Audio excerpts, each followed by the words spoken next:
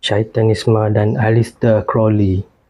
Penyembahan syaitan ini untuk pertama kalinya diperkenalkan secara sistematik dan terorganisasi oleh Aleister Crowley pada 1875-1947.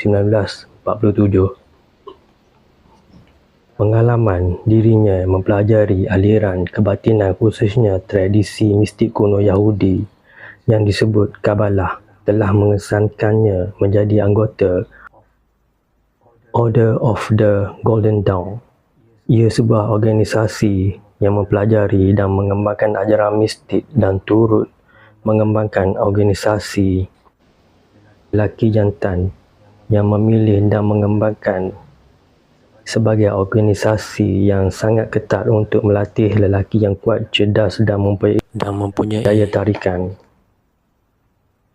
Crowley dianggap sebagai pengasas pertama lahirnya ajaran Syaitanisme dan bertujuan untuk mempersatukan atau melebur semua agama yang ada.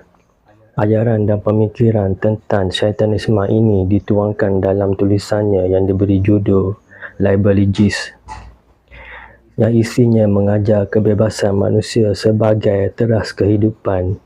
Dia menekankan bahawa hidup yang sebenarnya harus terbebas dari segala ikatan peraturan sebagaimana yang ditulisnya.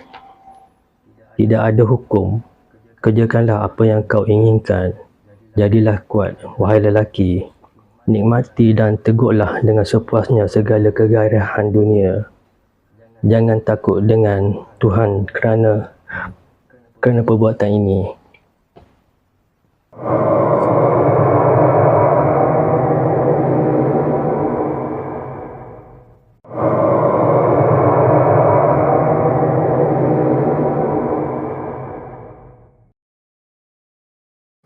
Secara umumnya, ajaran Syaitanisme ini dapat dikelompokkan dalam 3 bahagian besar, iaitu seperti berikut. Religious Satanisme. Bagi para pengikutnya, syaitan adalah sumber kehidupan dan kekuatan alam yang tidak ada kaitannya dengan kehidupan akhirat.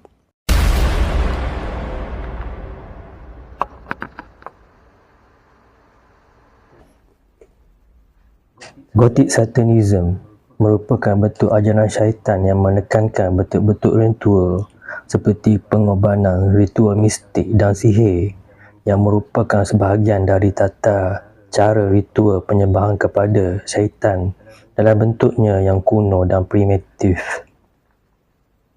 Sebagaimana terjadi pada abad pertengahan, beberapa aliran dan simbol syaitan ini diambil atau diterapkan. Beberapa tata cara sebagaimana ritual yang berlaku di dalam gereja Kristian.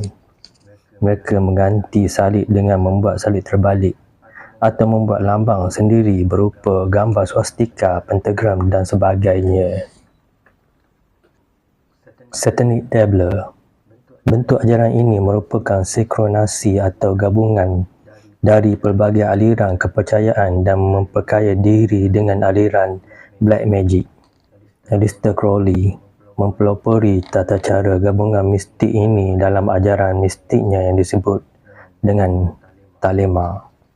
Dalam bentuknya yang moden, ritualisme penyembahan syaitan ini dianggap sebagai bentuk pelanggaran jenayah seperti menggali atau merosak kubur tertentu serta melakukan vandalisme pada kubur-kubur dengan tulisan atau gambar dan simbol syaitan.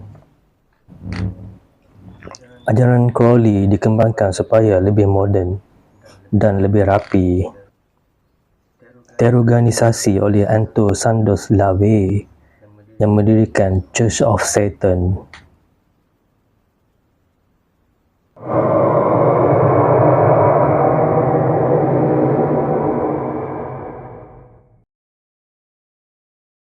Dan bagi para pengikutnya, Syaitanisme adalah benar-benar agama dan bukan dogma. Agama yang mengajar cara hidup merdeka sebagaimana syaitan yang menunjukkan jati diri sebagai jiwa yang bebas, merdeka dan demokratik.